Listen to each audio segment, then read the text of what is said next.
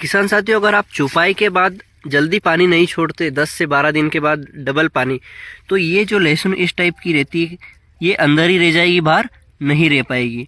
जो पत्थर इनके ऊपर रहते हैं वो हटा नहीं पाएंगे। अगर गीला होगा तो ये झट से बाहर हो जाएगी, अगर ज़मीन कड़क हो गई थी तो ये अंदर ही रह जाएंगे। इससे अपना नुकसान बहुत सा हो सकता है। इसलिए आप 8 से 9 दिन में ही पानी छोड़ दें। कई किसान साथी गीला की गीला रखते हैं लेकिन उसमें फंगस आने का डर होता है, इसलिए आप 8-10 दिन का टाइम लें। और जैसा ही आपको लगे कि थोड़ी ज़मीन कड़क होने लगी है, लहसुन को बाहर आने में दिक्कत आ सकती है, तो आप सिंचाई कर दें, जिससे आपका बहुत सारा फ़ायदा हो सकता है। आप काफ़ी नुकसान से बच सकते हैं। लहसुन की वैरायटी देख रहे हैं, ये है रियावन सिल्वर।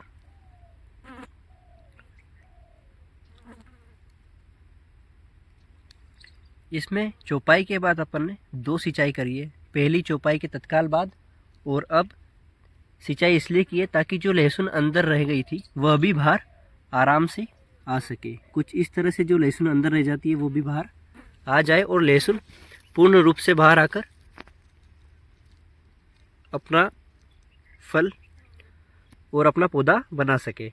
फिलहाल किसान साथियों, धूप और ठंड दोनों का 50-50 चल रहा है, तो जो भी गेहूं है, मटर, लहसुन सब व्यवस्थित चल रही है। किसी भी तरह का फंगस अभी को देखने को नहीं मिला है।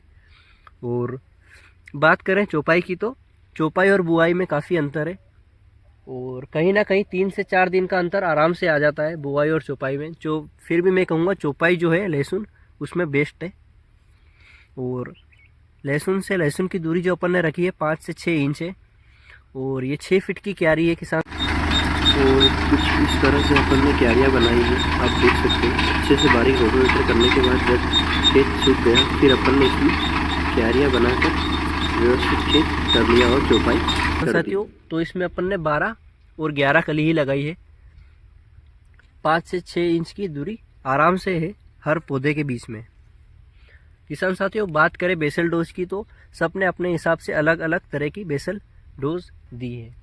और कई ने लहसुन को बीज उपचार के साथ मिलाकर चौपाई की, और किसी ने फंगीसाइड भी डाला, किसी ने इंसेक्टिसाइड भी प्रयोग किया है। बात करें इस लहसुन वैरायटी की, तो ये वैरायटी 150 दिन में पूर्ण रूप से पककर तैयार हो जाती है। और कहीं ना कहीं इसका जो पर्दा होता है वो सारी लहसुनों से अभी तक बेस्ट है। ये मेरे अनुभव से कह रहा हूँ। बाकी कई किसान साथियों को जो सुपर शंकर लहसुन है वो भी बेस्ट लगती है, लेकिन मेरे को ये काफ़ी जमी। और इसका जो भाव है फ़िलहाल में 35 से 40 हज़ार रुपये प्रति कुंटल का जो इसका भाव है वह काफ़ी लुभावना है किसान को। और इसी चक्कर में अभी बहुत से सारे किसानों ने बीज ले लेकर इसको चौपाई और बुआई करी है।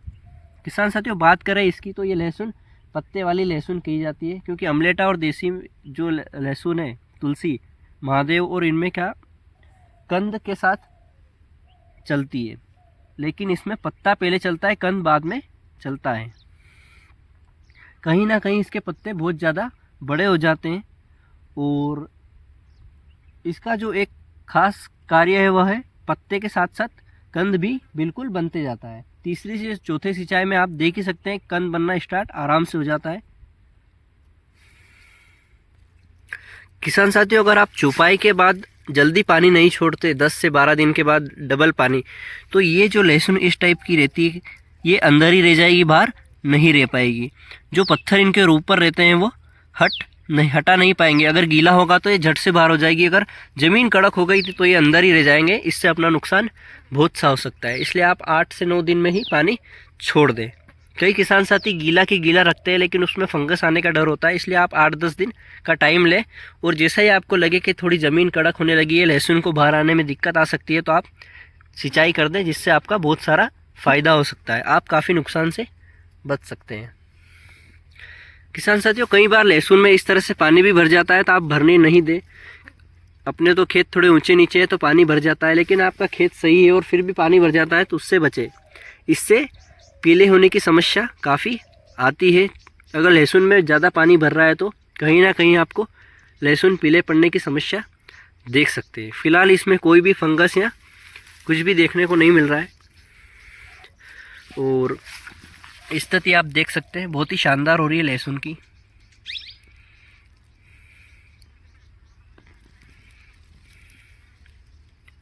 किसान साथियों, इसका जो पर्दा है वो बहुत सारा और बहुत शानदार पर्दा है। 4 से 5 पर्दे होते हैं इस पे। और जैसे ही मंडी में जाते हैं तो सबसे चर्चित जो भाव होंगे रियावन सिल्वर की होंगे। पिछले काफ़ी दिनों से चर्चा में रही है ये लहसुन। पिछले साल भी अपन ने लगाया था और इसका उत्पादन जो आया था 16 कुंटल प्रति बीघा का जो था अपने को मिला, उससे ज़्यादा नहीं मिला। पिछले साल भी अपन ने इसकी चौपाई करवाई थी और इस साल भी अपन ने इसकी चौपाई करवाई है। चौपाई करने का जो कशी यंत्र था मैंने आपको वीडियो में बताया ही था, उसी यंत्र की मदद से अपन ने इसकी चौपाई करी है। और लाइन से लाइन की दूरी जो इसकी थी 5 से 6 इंच की है। और ऐसे अपन ने जब चौपाई की तो 10 से 12 कली आराम से ली, ताकि खेत खाली भी ना लगे और पूरा भरा भी ना लगे। अगर अपन ज़्यादा कली की चौपाई कर देंगे तो खेत में लहसुन ज़्यादा हो जाएगी और जो अपने को क्वालिटी चाहिए वो क्वालिटी बिल्कुल भी नहीं मिलेगी। किसान साथियों, चौपाई और बुआई में एक ही अंतर है, क्वालिटी का। अगर आप चौपाई करेंगे तो 90% जो माल होगा वो एक साइज़ का निकलेगा, लेकिन बुआई में क्या 70% और 30% हो जाता है। 70% एक जैसा और 30 या तो बड़ा हो जाएगा या छोटा हो जाएगा। तो हमेशा जो लहसुन आप चौपाई या बुआई करें तो 1 कुंटल 20 किलो या 10 किलो के अंदर ही चौपाई करें या बुआई करें। बुआई में कहीं ना कहीं 1 कुंटल 40 किलो तक गिर जाती है तो वह नॉर्मल है, लेकिन अगर 1.5 कुंटल या ऊपर जा रही है आपकी कलियाँ बीघा में ही, तो कहीं ना कहीं वो ज़्यादा हो जाएगी और आपकी क्वालिटी नहीं बन पाएगी। और इस वर्ष रकबे को देखते हुए जो बुआई हुई है लहसुन की, तो उससे कहीं ना कहीं भाव पे काफ़ी प्रभाव पड़ेगा। और आप लहसुन का बिल्कुल ध्यान रखें, ताकि आने वाले समय में अगर भाव भी आ जाए तो आपको पूरा उत्पादन मिले और व्यवस्थित भाव के साथ आप अच्छा मुनाफा कमा सकें। कई किसान साथियों लगा तो देते हैं, लेकिन कई किसान साथियों ने डीएपी या NPK, potash, sulphur basal dose में दे दिए हैं। और अगर कोई किसान चूक भी गया है तो उसे अगले सिंचाई में आराम से दे सकता है। लेकिन किसान साथियों, पोटास एक ऐसी चीज़ है जो 35 से 40 दिन आराम से लेगा घुलनशील होने के लिए। इसीलिए आप हम हमेशा खेत तैयार करें तभी इसका प्रयोग कर लें। और इसका प्रयोग जल्दी करने से आपको लाभ भी जल्दी मिलेगा। अगर आप लेट करेंगे तो ये उतना ही लेट हो जाएगा। किसान साथियों, हर सिंचाई में ध्यान रखें 12 से 15 दिन की खींच लें, ताकि थोड़ी सी लहसुन को हवा मिल जाए और फिर सिंचाई हो। आप हर सिंचाई में थोड़ा थोड़ा खाद भी दे सकते हैं। अगर आप एक साथ खाद डालेंगे तो कहीं ना कहीं वह उसके लिए काफ़ी लोड भरा हो जाएगा, लेकिन आप धीरे धीरे करके देंगे तो उसके लिए भोजन पचाना आराम से व्यवस्थित हो जाएगा और धीरे धीरे खाद लगता भी रहेगा।